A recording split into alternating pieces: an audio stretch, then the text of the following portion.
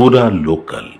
కాంగ్రెస్ ప్రభుత్వం అధికారంలోకి వచ్చి 2 సంవత్సరాలు పూర్తయినా సరే కానీ వచ్చిన తర్వాత ఇచ్చిన ఏదైతే హామీలు అయితే ఉన్నాయో అవి ఇప్పటి వరకు కూడా ఏమీ పూర్తి చేయలేదు. అలాగే అభివృద్ధి అనేది తెలంగాణలో జరగలేదంటూ ఇటు ఈ రోజు బీజేపీ మహాధర్నా అయితే చేపట్టడం జరిగింది. అసలు ఈ మహాధర్నాలో భాగంగా మీరు అసలు ఏం చెప్పాలనుకుంటున్నారో, గవర్నమెంట్ ఏం అడుగుతున్నారు? చూడండి మేడం గారు, ఈ మహాధర్నా ముఖ్యంగా భారతీయ జనతా పార్టీ కార్యకర్తల కోసం కాదు, భారతీయ జనతా పార్టీ లీడర్స్ కోసం కాదు. ఈ ధర్నా ముఖ్యంగా తెలంగాణలో ఉన్న ఒక 4 కోట్ల జనాభాలో ఏదైతే కాంగ్రెస్ పార్టీ 2 సంవత్సరం కింద ఒక హామీ తీసుకొచ్చినారు, ఏదైనా 6 గ్యారెంటీ మేము వచ్చిన ఇమీడియట్ గా మీకు ఫుల్ఫిల్ గా చేస్తా. 6 గ్యారెంటీ కూడా ఇప్పుడు దాకా ఏమి ఇవ్వలేదు, మళ్ళీ 6 గ్యారెంటీ ఇవ్వలేదు. అందులో 2 గ్యారెంటీలో కూడా కరెక్ట్ గా ఫుల్ఫిల్ కాలేదు. ఆ తర్వాత కూడా హైడ్రాలో మనం చూడవచ్చు, ఎంతో మంది ఏదైతే హైడ్రా మూసీ నది కానీ లేదంటే నాలా కినారే కానీ ఆ కోనాలో అక్కడైతే ఏదైతే జనాలు ఉన్నారో, పాత గవర్నమెంట్ 10 సంవత్సరం ఏదైతే కాంగ్రెస్ బీఆర్ఎస్ గవర్నమెంట్ ఉంది, ఆ బీఆర్ఎస్ గవర్నమెంట్ లో ఉన్న ప్రతి ఒక్క ఆఫీసర్స్, ఎంఆర్ఓ కానీ కలెక్టర్ కానీ లేదంటే మినిస్టర్స్ కానీ, మరి మీరు పర్మిషన్ ఇస్తే అక్కడ ఇల్లు కట్టినారు, మీరు పర్మిషన్ ఇస్తే అక్కడ లైట్ కనెక్షన్ వచ్చింది, మీరు పర్మిషన్ ఇస్తే డ్రైనేజ్ కనెక్షన్ వచ్చింది, మీరు పర్మిషన్ ఇస్తే బిల్డింగ్ కట్టినారు. మరి ఈ గవర్నమెంట్ వచ్చిన తర్వాత ఇమ్మీడియట్ గా మొత్తం ఇల్లుకి కట్టి కొలాప్స్ చేస్తున్నారు. ముఖ్యంగా చెప్పాలంటే రేవంత్ రెడ్డి ఏదైతే ముఖ్యమంత్రి గారు ఉన్నారో ఆయన నుంచి గొప్ప ఆ హైడ్రా సమయంలో ఒక చిన్న పిల్లగాడు, ఒక చిన్న 5 సంవత్సరం ఉంది అనుకుంటే ఒక సోషల్ మీడియాలో కూడా చాలా వైరల్ అయింది అది. ఆ పిల్లగాడు ఏమంటారంటే, నేను ఇక్కడ పోవాలా, నా చదువు ఎట్లా, నేను స్కూల్ ఎట్లా పోవాలి, నేను అన్నం ఇక్కడ తినాలి, నా ఇల్లు లేదు, నా ఉండడానికి తినడానికి తిండి కూడా లేదు, నా పరిస్థితి ఏమో, నేను ఒక చిన్న పిల్లగాడు చెప్తే ముఖ్యమంత్రి రేవంత్ రెడ్డికి కానీ కాంగ్రెస్ పార్టీకి కానీ కొంచెమైనా సిగ్గు శరం ఉండాలి. అట్లాంటి పరిస్థితిలో కూడా ఒక్క మాట కూడా ప్రజల కోసం మాట్లాడలేదు. 6 గ్యారెంటీ ఫెయిల్ ఉంది. మరి వచ్చినప్పటి నుంచి Revanth Reddy only for minorities కోసం పనిచేస్తున్నారు. మనం కూడా మొన్న కూడా చూసినాం, ఏమి చెప్తున్నారు, ముస్లిం అయితే కాంగ్రెస్ అయితే ముస్లిమే. మరి హిందూ ఎక్కడ పోవాలా?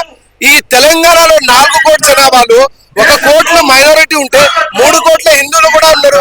మరి హిందువుల పరిస్థితి ఏంది?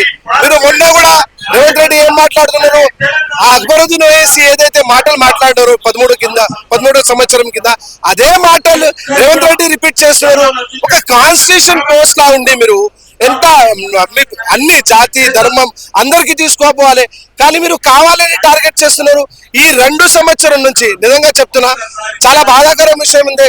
గుడి మీద దాడి జరుగుతుంది, లవ్ జిహాద్ చాలా ఎక్కువ అయిపోయింది, గౌరక్ష మీద చేస్తున్న కార్యకర్త మీద గోలీతోనే అటాక్ చేస్తున్నారు, లేదంటే ల్యాండ్ జిహాద్ ఎక్కువ అయిపోయింది. టోపీ పెట్టుకుని మాట్లాడడానికి రేవంత్ రెడ్డికి ధైర్యం ఉంది, కానీ ఒక్కసారి కూడా కాషాయ జెండా పెట్టుకుని జై శ్రీరామ్ చెప్పడానికి కూడా ఆయనకి కొంచెం కూడా లేదు అని మేమైతే అంటున్నాం. మా డిమాండ్ ఏముంది అంటే, ఈ రోజు 2 ఇయర్స్ కాంగ్రెస్ ఫెయిల్, మరి కాంగ్రెస్ ముక్త తెలంగాణ కావాలని ఈ రోజు ధర్నా చేస్తున్నాం. మా రామచంద్రరావు గారి నేతృత్వంలో భారతీయ జనతా పార్టీ. గవర్నమెంట్ ఏదైతే కాంగ్రెస్ ప్రభుత్వంలో హిందువులకు రక్షణ లేదు అంటారా? 100% రక్షణ లేదు. ఒకవేళ నిజంగా రక్షణ ఉంటే మా గౌరక్ష మీద కార్యకర్త మీద ఎట్లా దాడి చేస్తున్నారు అమ్మా? చాలా మంది కార్యకర్త మీద ఇప్పుడు కూడా నిజంగా చెప్తున్నా, చాలా మంది కార్యకర్త నీతి నిజాయితీగా లీగల్ పని చేస్తున్నారు, ఇలీగల్ కాదు. గౌరక్షాల ఏదైతే గౌమాతకి కాపాడుకొని పోలీస్ స్టేషన్ లో ఇస్తున్నారు, కానీ మన కార్యకర్త మీద ఎఫ్ఐఆర్ బుక్ చేస్తున్నారు.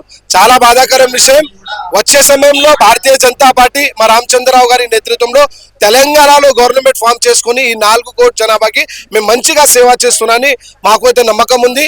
మొన్న జూబ్లీహిల్స్ ఎలక్షన్స్ లో డిపాజిట్ కూడా బీజేపీ సొంతం చేసుకోలేకపోయింది, మరి రేపు అధికారంలోకి ఎలా వస్తుంది అని చెప్పేసి मैं तो एक ही बात कहना चाह रहा हूँ मैडम, जुबलीहिल्स में 100 कुत्ते मिलकर एक शेर के लिए लड़ने की कोशिश करे. ఎంతో మంది అన్ని పార్టీ మినిస్టర్ కానీ ఎమ్మెల్యే కానీ కార్పొరేటర్లు కానీ ముఖ్యమంత్రి స్వయంగా 5-10 సభ చేసుకొని ఎంతో ఎఫర్ట్స్ ఇస్తే అక్కడ సీట్ గెలిచినారు.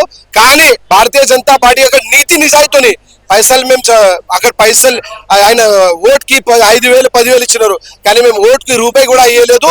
నీతి నిజాయితీని మేము అక్కడ ఎలక్షన్ పోటీ చేసుకొని వచ్చే సమయంలో భారతీయ జనతా పార్టీ జూబ్లీస్ లా ఏ పరిస్థితి ఇది చూస్తున్నారు, వేరే పరిస్థితి కూడా ఉంటాయని మేమైతే మేము అంటున్నాం మేడం. అలాగే బీసీల పైన ఏదైతే రిజర్వేషన్ల కోసం మాట్లాడుతున్నారో అది కేంద్రంలో బీజేపీ అనుమతి ఇవ్వకపోవడం వల్ల ఇక్కడ పెండింగ్ లో ఉందని చెప్పి చాలా బాధాకరం విషయం మేడం. ఎందుకంటే ఈ ఈ ఇండియాలో ప్రైమ్ మినిస్టర్ బీసీ ఉన్నాడు, మళ్ళీ ఇంకా ముందు కూడా బీసీ ప్రెసిడెంట్ కూడా వేసినారు, ఇంకా ముందు చాలా మంది స్టేట్స్ లో బీసీ చీఫ్ మినిస్టర్ కూడా ఉన్నారు, బీసీ సెంట్రల్ మినిస్టర్ కూడా ఉన్నారు. ఎంతో మంది బీసీ మినిస్టర్ ఉంటే ఆ బీసీ ఎందుకు ఈ కాంగ్రెస్ గవర్నమెంట్ చెప్తున్నారు బీసీల మైనారిటీస్ ఎందుకు ఇస్తున్నారు? ఆ మైనారిటీస్ కి మైనారిటీ కోటా కూడా ఉంది, మళ్ళీ ఎందుకు మీరు కావాలని చేస్తున్నారు? బీసీకి భారతీయ జనతా పార్టీ ఇప్పుడు కూడా వ్యతిరేకంగా లేదు. బీసీతోని భారతీయ జనతా పార్టీ దేశంతోని పనిచేస్తున్నది. తెలంగాణలో కూడా బీసీతోని వచ్చే సమయంలో మేము చాలా మంచిగా పనిచేస్తామని మేమైతే హామీ ఇస్తున్నాం మేడం.